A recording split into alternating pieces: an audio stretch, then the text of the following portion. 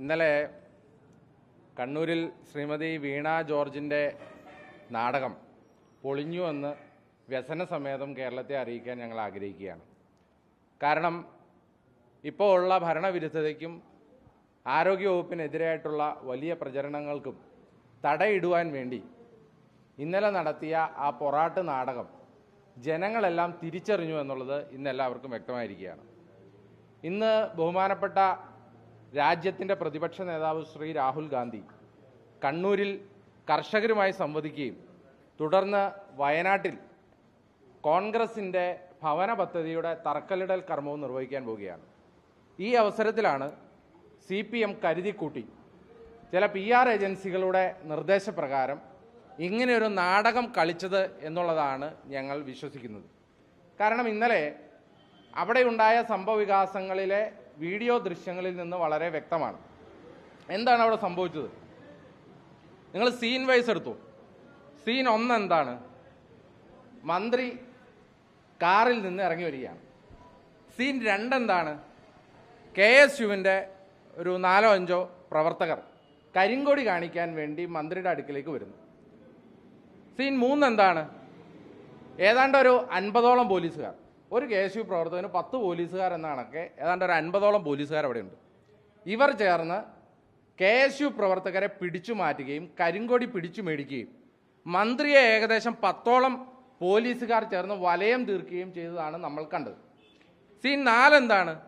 മന്ത്രി KSU പ്രവർത്തകരെ ചീത്ത വിളിക്കുകയാണ്. അറസ്റ്റ് ചെയ്തുകൊണ്ട് പോകുന്ന KSU പ്രവർത്തകരെ പുറകെ നടന്ന് ചീത്ത വിളിക്കുന്ന മന്ത്രിയുടെ ദൃശ്യം നമ്മൾ കണ്ടതാണ്. ആക്രോശിക്കുന്ന മന്ത്രിയുടെ ചിത്രം നമ്മൾ കാണുന്നതാണ്. പോലീസുകാരുടെ മെക്കെട്ട് കയറുന്ന മന്ത്രിയുടെ ചിത്രം നമ്മൾ കാണുന്നതാണ്. SI തന്നെ മന്ത്രിയെ അവിടെ പിടിച്ചു നിർത്താൻ പെടാപ്പാട് നിൽക്കുന്ന ദൃശ്യം നമ്മൾ കണ്ടതാണ്. ഇത്രയും വളരെ കൃത്യമാണ് എന്ന് പറഞ്ഞാൽ മന്ത്രിയുടെ 7 അയൽവക്കത്ത് പോലും KSUക്കാർ എത്തിയിട്ടില്ല. സീൻ 5 എന്താണ്? അവിടെ തൊട്ടാണ് നമ്മൾ ചിന്തിക്കേണ്ടത്. സീൻ 5 മന്ത്രി 1ാമത്തെ പ്ലാറ്റ്ഫോമിലേക്ക് കടന്നു വരുന്നു.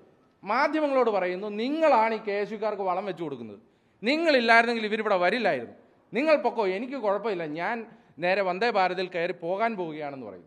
സീൻ 6 എന്താണ്? മന്ത്രി, നമുക്ക് കണ്ണൂർ റെയിൽവേ സ്റ്റേഷൻ്റെ കഥ അറിയാം. 1ാമത്തെ പ്ലാറ്റ്ഫോമിൽ നിന്ന് സ്റ്റെപ്പുകൾ സ്വയമായി കയറി വളരെ സന്തോഷത്തോടു കൂടി 3ാമത്തെ പ്ലാറ്റ്ഫോമിലേക്ക് ഇറങ്ങിച്ചെല്ലുന്നു. അടുത്ത സീനിലാണ് ഗൂഢാലോചന നടക്കുന്നത്. സീൻ 6ൽ ഗൂഢാലോചന നടക്കുകയാണ്. മന്ത്രി പെട്ടെന്ന് നമ്മുടെ AN ഷംസീറിനെ കാണുകയാണ്. ശ്രീ AN ഷംസീർ പറയുന്നു, ഇത് ഇങ്ങനെ വിട്ടാൽ പറ്റില്ല, ഉടനെ CMനെ വിളിക്കണമെന്ന് പറയുകയാണ്. CMനെ വിളിക്കാൻ വേണ്ടി സീൻ 7ൽ ഫോൺ വിളിച്ചു തുടങ്ങിയപ്പോൾ തൊട്ട് മന്ത്രിയുടെ മുഖം മാറുന്നു, വല്ലായിക പ്രകടിപ്പിക്കുന്നു, കഴുത്തിന് വേദനയാകുന്നു, കയ്യിൽ മുറിവ് കാണിക്കുന്നു. ഉടനെ മന്ത്രിക്ക് നിർദ്ദേശം കിട്ടുകയാണ്, പെട്ടെന്ന് മെഡിക്കൽ കോളേജിലെ അത്യാഹിത വിഭാഗത്തിൽ അങ്ങ് അഡ്മിറ്റ് ആകണം. സീൻ 8 എന്താണ്? ഒരു എന്താ പറയുന്നത്, സഹപ്രവർത്തകയായിട്ടുള്ള മന്ത്രി, ആ മന്ത്രിയെ അത്യാഹിത വിഭാഗത്തിൽ ആംബുലൻസിൽ കയറ്റിവിട്ട് ശ്രീ ഷംസീർ വന്ദേ ഭാരതിൽ യാത്ര പോവുകയാണ്. പ്രിയപ്പെട്ടവരെ, ഇതിൽ നിന്ന് നമുക്ക് എന്താണ് മനസ്സിലാവുന്നത്? അത് നാടകമേ ഉലകം എന്നുള്ളതല്ലാതെ മറ്റൊന്നും മനസ്സിലാവുന്നില്ല. ഞാൻ കേരളത്തിലെ DYFIക്കാരെ വെല്ലുവിളിക്കും, കേരളത്തിലെ CPMനെ വെല്ലുവിളിക്കും. മന്ത്രിയെ ആക്രമിക്കുന്ന ഏതെങ്കിലും KSUക്കാരൻ ആക്രമിക്കുന്ന ഏതെങ്കിലും ഒരു ചിത്രമോ വീഡിയോയോ പുറത്തുവിട്ടാൽ 1 ലക്ഷം രൂപ ഇനാം ഞങ്ങൾ പ്രഖ്യാപിക്കുകയാണ്. 1 ലക്ഷം രൂപ ഇനാം. മന്ത്രിയെ ആക്രമിക്കുന്ന ദൃശ്യം പുറത്തുവിട്ടാൽ RPFൻ്റെ ദൃശ്യങ്ങളുണ്ട്, ഏതാണ്ട് 10ഓളം ചാനലുകളുടെ ദൃശ്യമുണ്ട്, അതിൽ തന്നെ കൈരളിക്കാരൻ്റെ ദൃശ്യമുണ്ട്, ഇതുകൂടാതെ DYFIക്കാരൻ്റെ റീൽസ് ക്യാമറകളുണ്ട്, മന്ത്രിയുടെ ഏകദേശം 2ഓളം റീൽസ് ക്യാമറകളുണ്ട്. ഇതിൽ നിന്ന് ഏതാണ്ട് ഒരു 15ഓ 16ഓ ക്യാമറകളിൽ നിന്ന് മന്ത്രിയെ ആക്രമിക്കുന്ന ഏതെങ്കിലും ഒരു ദൃശ്യം പുറത്തുവിട്ടാൽ 1 ലക്ഷം രൂപ ഞങ്ങൾ ഇനാം പ്രഖ്യാപിക്കുകയാണ്. അത് ഇതേവരെ പുറത്തുവിടാൻ കേരളത്തിലെ CPMനോ DYFIക്കോ സാധിച്ചിട്ടില്ല. അപ്പോൾ ഇതിൻ്റെ അർത്ഥം എന്താണ്? ഇതിൻ്റെ അർത്ഥം കേരളത്തിൻ്റെ മുന്നിൽ അപഹാസ്യയായിരിക്കുന്ന മന്ത്രിയെ ആരോഗ്യവകുപ്പിനെ രക്ഷിക്കാൻ വേണ്ടി നടത്തുന്ന ഒരു നാടകം മാത്രമാണ്. അതുകൊണ്ടാണ് ഞങ്ങൾ പറയുന്നത്, ആ നാടകം കേരള ജനതയ്ക്ക് മുമ്പിൽ പൊളിഞ്ഞ് വീണ് പാളിസായിട്ടുണ്ട് എന്ന് ഞങ്ങൾ വ്യസനസമേതം അറിയിക്കുകയാണ്. ആരോഗ്യമന്ത്രി ഇനി എന്തൊക്കെ നാടകം കളിച്ചാലും, ഞാൻ പ്രത്യേകം പറയുകയാണ്, മെഡിക്കൽ കോളേജാണ്. കാരണം കൈക്ക് പരിക്കേറ്റവർ ചികിത്സിക്കാൻ ചെന്നപ്പോൾ നാക്കിന് സർജറി ചെയ്ത മെഡിക്കൽ കോളേജാണ്. കൈ ഒടിഞ്ഞു എന്ന് പറഞ്ഞപ്പോൾ കയ്യിൽ സർജറി നടത്തിയപ്പോൾ വളഞ്ഞു പോയ ആശുപത്രിയുള്ള സ്ഥലമാണ്.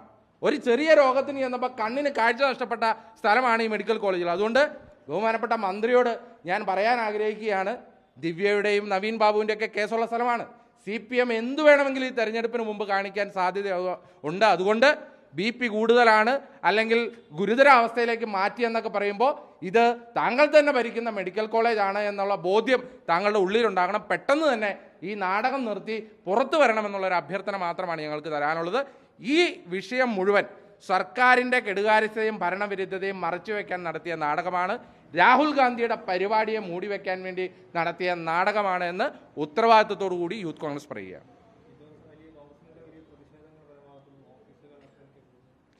അല്ല, അതാണ് പറയുന്നത്. ഇത് ഒരവസരമായി, സുവർണാവസരമായി കാണുകയാണ്. അത് മുഖ്യമന്ത്രി ഉൾപ്പെടെയുള്ളവർ ഇതൊരു സുവർണാവസരമായിട്ടാണ് കണ്ടത്. ആ സുവർണാവസരത്തിൻ്റെ ഒരു അവസരം മുതലെടുത്തുകൊണ്ട് കണ്ണൂരിലെ ഓഫീസുകൾ ആക്രമിക്കുന്നു, ഈ നാട്ടിലെ കോൺഗ്രസ് പ്രവർത്തകരെ ആക്രമിക്കുന്നു. ഈ അക്രമ പ്രവർത്തനമൊക്കെ ജനം കാണുകയാണ്. ജനം ഉറപ്പായും ഇവരുടെ കഴുത്തിൽ പിടിക്കും, ഒരു സംശയം വേണ്ട. അത് ഇലക്ഷനാണ്. അതുകൊണ്ട് ഇതിനൊക്കെ തിരിച്ചടി നൽകാൻ ഇപ്പോൾ DYFIയുടെ സംസ്ഥാന പ്രസിഡന്റ് കുറേ നാളുകളായി പറഞ്ഞുകൊണ്ടിരിക്കുന്നു, തീക്കൊള്ളി കൊണ്ട് തല ചൊറിയരുത്, ഞങ്ങൾ ഇതിനെ തിരിച്ചടിക്കും. DYFIയുടെ സംസ്ഥാന പ്രസിഡന്റിനോട് പറയാനുള്ളത്, നിങ്ങളടിച്ചാലും ശരീരത്തിൽ നിന്ന് വരുന്നത് ചോരയാണ്, ഞങ്ങളടിച്ചാലും ശരീരത്തിൽ നിന്ന് വരുന്നത് ചോരയാണ്. ഞങ്ങൾക്ക് ആ മാർഗം താല്പര്യവുമില്ല, ഞങ്ങൾ ചെയ്തിട്ടുമില്ല, ഞങ്ങളത് ചെയ്യാൻ പഠിപ്പിച്ചിട്ടുമില്ല. പക്ഷേ ഒരു റിട്ടാലിയേഷൻ എന്ന് പറയുന്ന ഒന്ന് എല്ലാ അക്രമങ്ങളിലും ഉണ്ട് എന്ന് CPMകാർ കരുതിയിരിക്കുന്നത് നല്ലതാണ്. ഞങ്ങൾ ഒരു കാരണവശാലും ഒരക്രമ സംഭവങ്ങൾക്കോ ഒരക്രമത്തിനോ ആഹ്വാനം ചെയ്യുന്നില്ല. പക്ഷേ ഇല്ലാത്ത ഒരു സംഭവത്തിൻ്റെ പേരിൽ, ഇല്ലാത്ത ഭജനയുടെ പേരിൽ ബില്ല് തട്ടിയെടുത്തതുപോലെ ഇല്ലാത്ത ഒരു സംഭവത്തിൻ്റെ പേരിൽ കേരളത്തിലെ കോൺഗ്രസ് ഓഫീസുകൾ തടുത്ത് കേരളത്തിലെ കോൺഗ്രസ് പ്രവർത്തകരെ ആക്രമിക്കാൻ തീരുമാനിച്ചാൽ അതിന് തിരിച്ചടി നൽകേണ്ട ബാധ്യതയിലേക്ക് കോൺഗ്രസ് പ്രസ്ഥാനം എത്തും. ഞങ്ങൾക്കതിൽ താല്പര്യവുമില്ല, ഞങ്ങളത് ആഗ്രഹിക്കുന്നുമില്ല. അത് CPMകാരൻ മനസ്സിലാക്കിയാൽ നിന്ന്. അല്ല, ഞാൻ പറഞ്ഞത് ശ്രീ P രാജീവൊക്കെ അദ്ദേഹം കൂടി ഉണ്ടായിരുന്ന സമയത്താണല്ലോ KV തോമസിൻ്റെ മേലേക്ക് കരിയോയിൽ ഒഴിച്ച സംഭവം ഉണ്ടായത്. ഇതേ റെയിൽവേ സ്റ്റേഷൻ്റെ ഉള്ളിൽ വെച്ച്. അന്ന് തെമ്മാടി കൂട്ടമെന്ന് P രാജീവിന് തോന്നിയിട്ടില്ല. മുഖ്യമന്ത്രിയായിരുന്ന ശ്രീ ഉമ്മൻചാണ്ടിയുടെ ദേഹത്തേക്ക് കല്ലെറിഞ്ഞ് ഉമ്മൻചാണ്ടി തലയിൽ പരിക്കുമായി പുറത്തു വന്ന് ചോര ഒലിപ്പിച്ച് വന്നത് കണ്ടപ്പോഴും ഇവർ പറഞ്ഞത് മുഖ്യമന്ത്രിയുടെ നെഞ്ചിൽ എന്താണ് വലിയ ഇരുമ്പിൻ്റെ ചട്ടക്കൂടാണോ എന്ന് ചോദിച്ചവരാണ് P രാജീവും പിണറായി വിജയനും ഒക്കെ. അന്ന് പിണറായി വിജയൻ പറഞ്ഞ ഒരു വാക്യാണ് ഞങ്ങൾക്ക് ഓർമ്മിപ്പിക്കാനുള്ളത്. ഒരല്പം അരിയാഹാരം കഴിക്കുന്നവർക്ക് മനസ്സിലാക്കാൻ പറ്റിയ എന്തെങ്കിലും ഒരു സ്റ്റോറി ആയിരുന്നെങ്കിൽ കേരളം വിശ്വസിച്ചേനെ. അതിന് പകരമായിട്ട് ഞങ്ങൾക്ക് ഈ CPMകാരനോട് ചോദിക്കാനുള്ളത്, ഒരല്പം ഉളുപ്പ്, ഇതുപോലുള്ള നാടകമൊക്കെ കാണിക്കുമ്പോൾ ഒരല്പം ഉളുപ്പ് അത് CPMകാരൻ കാണിക്കണം എന്നാണ്.